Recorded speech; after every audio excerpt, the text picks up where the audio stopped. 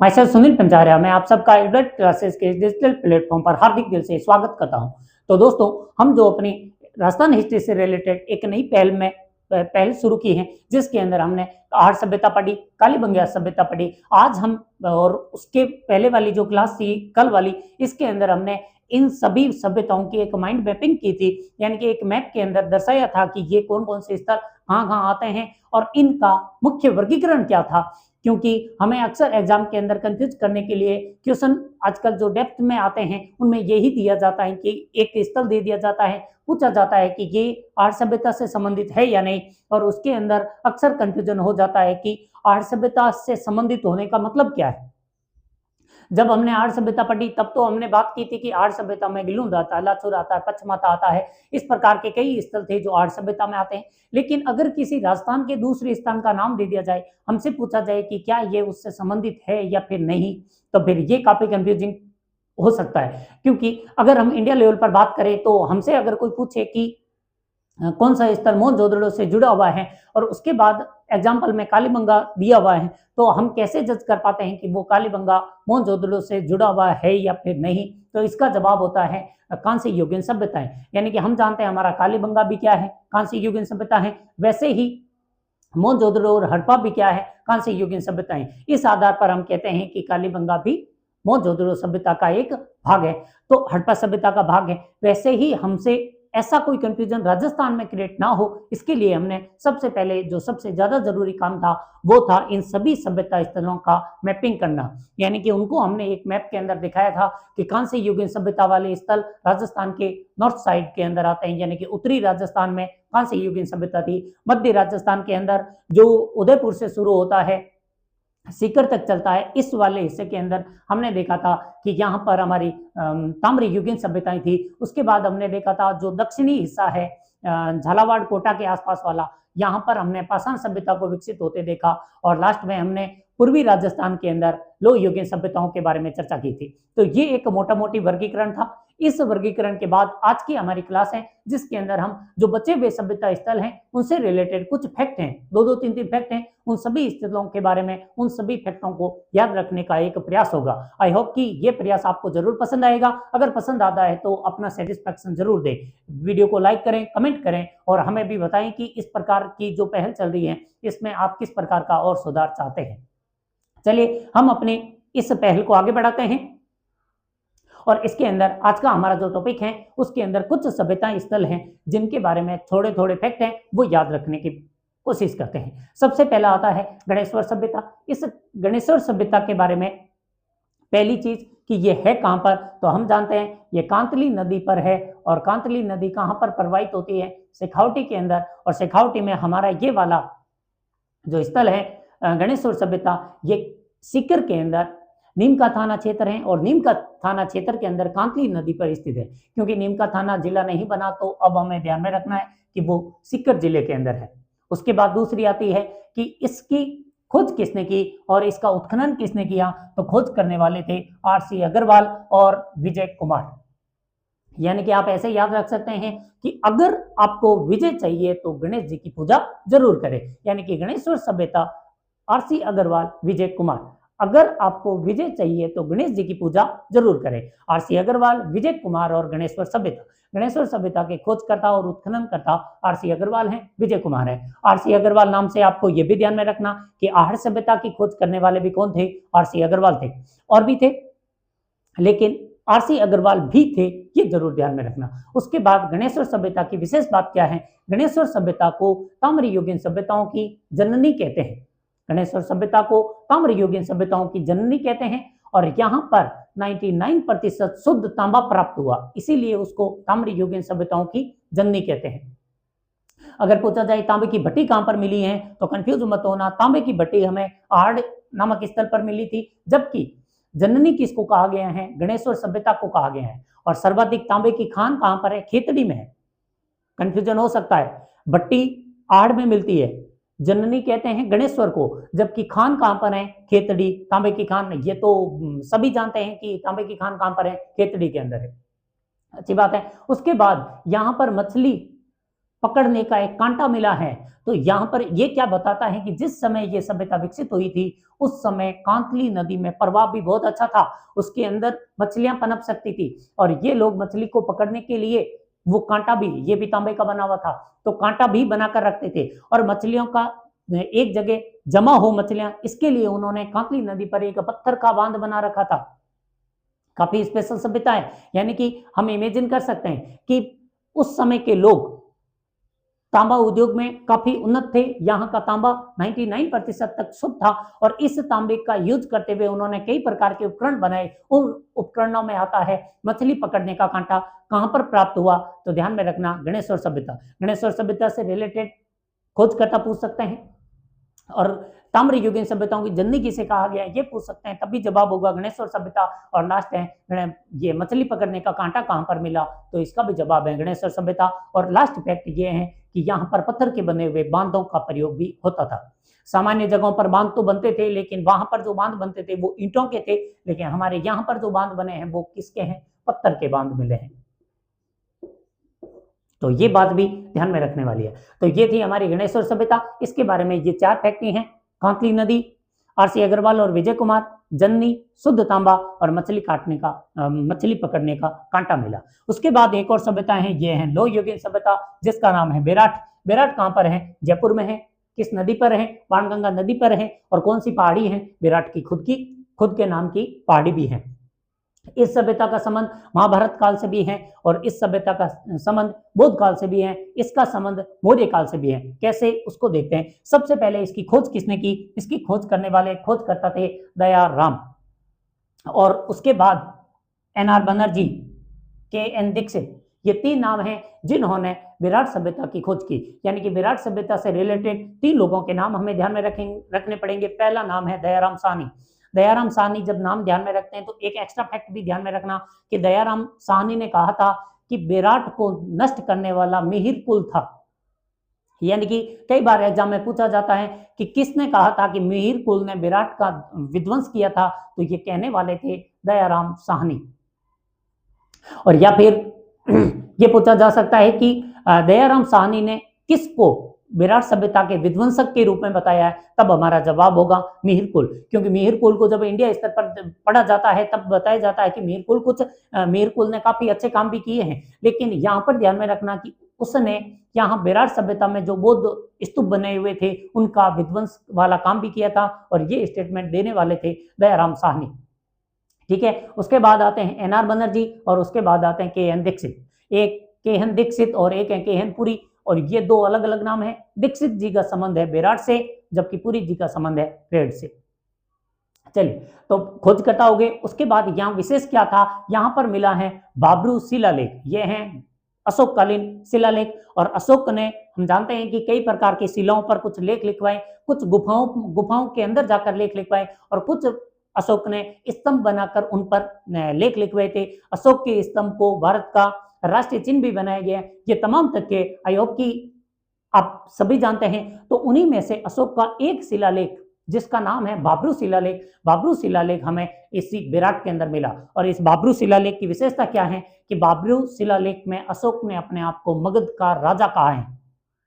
देखिए दोस्तों, आजकल काफी डेप्थ में क्वेश्चन बनते हैं, तो फैक्ट तो इतने ही हैं, लेकिन इन फैक्ट के अंदर जाकर क्वेश्चन पूछने की टेंडेंसी बढ़ रही है। तो आप ध्यान में रखना कि पहली चीज, बाबरू शिलालेख कहां पर मिला, विराट के अंदर मिला। किससे संबंधित है, सम्राट मौर्य शासक सम्राट अशोक से संबंधित है। इसके अंदर कौन सी विशेष बात बोली गई है, इसके अंदर बोला गया है अशोक ने अपने आप को मगध का राजा कहा है। ये शिलालेख अशोक से संबंधित है और यहीं पर मिला है। नेक्स्ट, यहाँ पर बौद्धकालीन गोल मंदिर भी मिले हैं जो दिखाते हैं ये स्तूप कला का एक साक्ष्य है, और ये बताते हैं कि ये बौद्ध धर्म के अनुयायी भी यहाँ पर कभी रुके होंगे। और लास्ट है, यहाँ पर एक सूती कपड़े की, हमारे यहाँ कहते हैं थैली मिली है, कपड़े की थैली मिली है। उस थैली के अंदर कई प्रकार के सिक्के मिले, उसमें 8 पंचमार्क सिक्के हैं, बाकी कुषाण और ये मौर्यकालीन कुछ सिक्के भी मिले हैं। चांदी के सिक्के मिले हैं एक सूती कपड़ा की थैली के अंदर, यानी कि एक बैग है छोटा सा, उसके अंदर कपड़ों का बैग है, कपड़े का बना हुआ, उस कपड़े के बैग के अंदर कुछ सिक्के भी मिले हैं। उसमें 8 पंचमार्क सिक्के या आहत सिक्के भी बोलते हैं, यानी कि प्राचीन काल में जब शुरू में नए सिक्के बनने प्रारंभ हुए थे, सिक्कों वाला दौर शुरू हुआ, वस्तु विनिमय पद्धति हटी और नए, ये लगभग महाजनपद काल के समय की बात है। उस समय यानी 600 बीसी में या फिर महात्मा बुद्ध के समय, उस समय की बात है कि लोगों ने सिक्के बनाने शुरू किए, तो वो अपना एक निश्चित प्रकार की मोहर रखते थे और एक धातु ली जो थोड़ी सॉफ्ट होती थी, उस धातु के ऊपर वो जोर से प्रहार करते और अपनी जो मोहर होती उसका निशान बन जाता था उस सिक्के पर। और जैसे ही सिक्का बना, तो क्योंकि ये आघात की वजह से मोहर बनी है, इसलिए इन्हें आघात सिक्के भी बोलते हैं। इन्हीं को पंचमार्क कहते हैं क्योंकि वहां पर 5 प्रकार के निशान बनते थे। तो ये सूती कपड़ों का एक थैला मिला है, ये भी कहां पर मिला? बेराट के अंदर। तो बेराट में ध्यान रखने वाली बात है, बाणगंगा नदी, बेराट पहाड़ी, जयपुर, और खोजकर्ता दयाराम साहनी, उसके बाद उत्खनन करता और ये सारे काम किए थे एनआर बनर्जी और केएन दीक्षित ने। फिर विशेष क्या था इसके अंदर? यहाँ एक बाबरू शिलालेख मिला, किसका है? अशोक का है। और गोल मंदिर, ये बौद्ध धर्म से संबंधित है। सूती कपड़ों का एक थैला मिला है, थैली मिली है, उसके अंदर कई प्रकार के सिक्के भी पाए गए। ये थी बेराट। बेराट के बाद आगे आते हैं तो उसका नाम आता है बागोर। बागोर जो कि भीलवाड़ा के अंदर है। कल वाले वीडियो में मैंने बाई मिस्टेक पहले तो भीलवाड़ा बोला फिर राजसमंद, तो कंफ्यूजन ना रहे, बागोर भीलवाड़ा में ही है, सभी जानते हैं, तो मुझे ही कंफ्यूजन हुआ था। और ये भीलवाड़ा में है। इसका सबसे विशेष पॉइंट क्या है कि ये संपूर्ण भारतीय स्तर पर पशुपालन का पहला साक्ष्य देता है, यानी कि पशुपालन का प्रथम साक्ष्य कहां पर प्राप्त होता है? तो वो मिला हमें बागोर के अंदर। बागोर है भीलवाड़ा के अंदर, यहाँ पर पशुपालन का प्रथम साक्ष्य मिला। दूसरा साक्ष्य कहां पर मिला? आदमगढ़ मध्य प्रदेश के अंदर। तो पहला बागोर में मिला, फिर मध्य प्रदेश में मिला। और ये पशुपालन के साक्ष्य किस काल से संबंधित हैं? इसका जवाब है मध्य पाषाण काल, यानी जो लगभग 20 लाख साल पहले से लेकर 10,000 साल तक की अवधि है, उस पूरी अवधि को पाषाण काल कहते हैं, क्योंकि इस काल में मनुष्य ने सारे काम पत्थरों की सहायता से किए थे, यानी जितने भी उपकरण यूज किए वो सारे पत्थर के थे। उसी काल अवधि को 3 कैटेगरी में बांटा गया, एक को बोलते हैं पूरा पाषाण, एक को बोलते हैं मध्य पाषाण, तीसरे को बोलते हैं नवपाषाण काल। मध्य पाषाण की विशेषता है कि इसमें थोड़े थोड़े कृषि के अवशेष मिले और बाकी पशुपालन शुरू होता है। जबकि नवपाषाण की विशेषता है कि यहाँ पर लोगों ने कृषि करनी शुरू कर दी, यानी कि एक जगह पर कुछ ढानियां बनाकर रहने लग गए थे, यानी कि गांवों का विकास नवपाषाण काल में होता है। और नवपाषाण काल जैसे समाप्त होता है तो फिर हड़प्पा जैसी सभ्यताओं का विकास हो गया, यानी ग्रामीण सभ्यताएं पहले बनी और ग्रामीण सभ्यताएं धीरे धीरे शहरी सभ्यताओं में परिवर्तित हुई थी। तो ये जो बागोर है, इसकी विशेषताएं पशुपालन का प्रथम साक्ष्य मिला, ये भीलवाड़ा में है। इसके खोजकर्ता हैं वीएन मिश्रा। वीएन मिश्रा का और किससे संबंध है? वीएन मिश्रा का संबंध है आर्य सभ्यता से।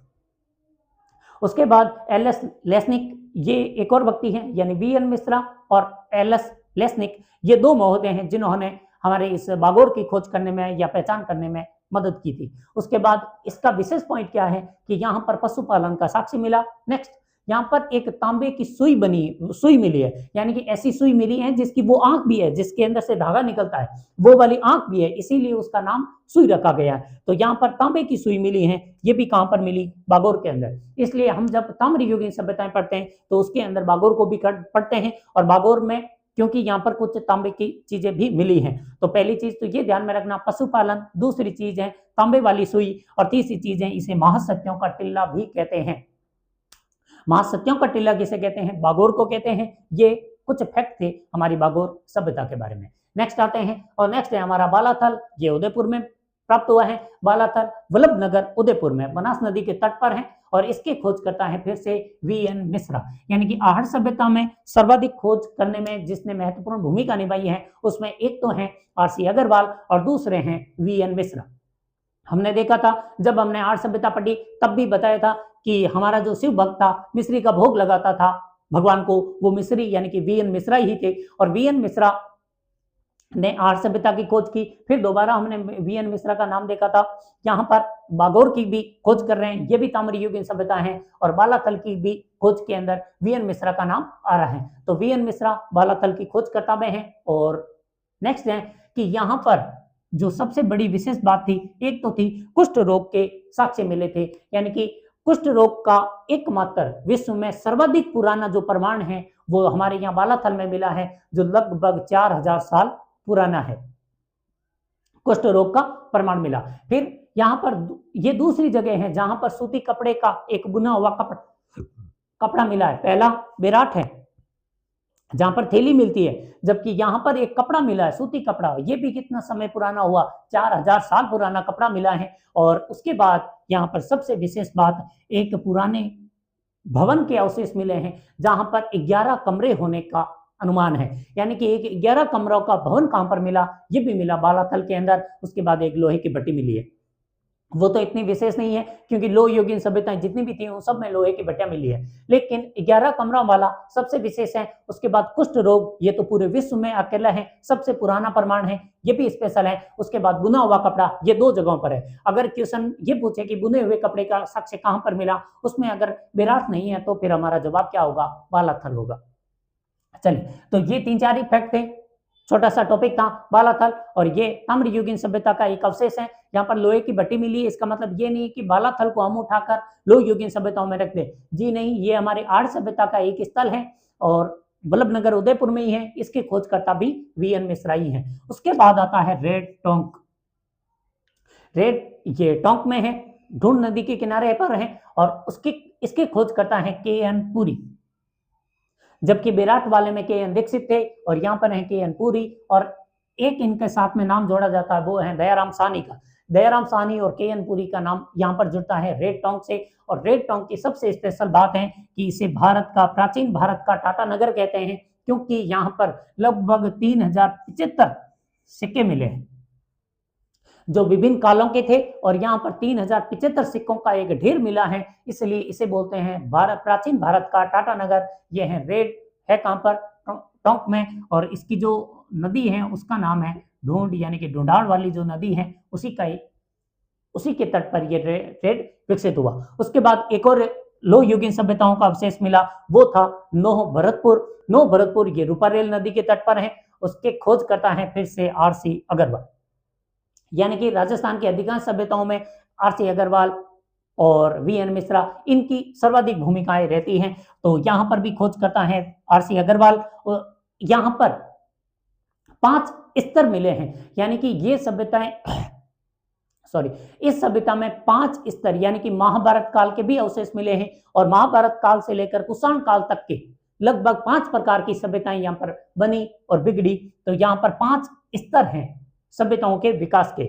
और इससे भी बड़ी बात, यहाँ पर एक जाहक बाबा यानी यक्ष की प्रतिमा मिली है, जिसके नाम दिया गया है जाहक बाबा। और जाहक बाबा कहां पर प्राप्त होते हैं, ये भी हमें हमारे दो भरतपुर के अंदर जाहक बाबा की प्रतिमा मिली। और इससे भी बड़ी बात जो यहाँ पर मिली थी, वो थी मानव की क्रिएटिविटी का सबसे भयानक एग्जाम्पल, वो है अजेकपात की एक चित्र मिला है, यानी मूर्ति मिली है पत्थर की, उसे नाम दिया गया अजेकपात। ये रुद्र अवतार है। और इसकी सबसे बड़ी भयानक चीज थी कि यहाँ पर मानव ने क्रिएटिविटी के अंतिम चरणों पर पहुंचा दिया अपने आप को। यानी कि यहाँ पर जो मूर्ति मिली है, इसमें विशेष क्या है कि इसमें मुंह है बकरे का, पैर हैं हाथी के, और फिर भी वो शरीर किसका है, मानव का। यानी कि इमेजिनेशन अपने अंतिम चरणों में पहुंचा दिया गया था कि यहाँ पर मुंह बकरे का डाल दिया, शरीर मानव का बना दिया, और उसके बाद उसके जो पैर थे वो हाथी के बना दिए। ऐसा एक अजीब सा ही रूप बना दिया गया था, उसे ही बोलते हैं अजेकपात। और ये हमें कहां पर मिला, नोह भरतपुर के अंदर मिला।